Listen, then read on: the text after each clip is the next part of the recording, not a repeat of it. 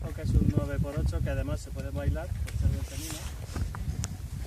Y además son unas melodías que las hemos ido encontrando en grabaciones de campo, por ejemplo en Turquía, por ejemplo en Marruecos, e incluso por músicos, digamos, que tienen una ascendencia musulmana o incluso judía.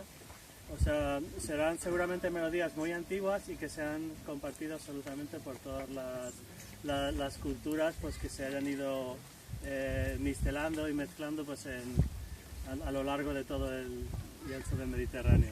Vamos con ella.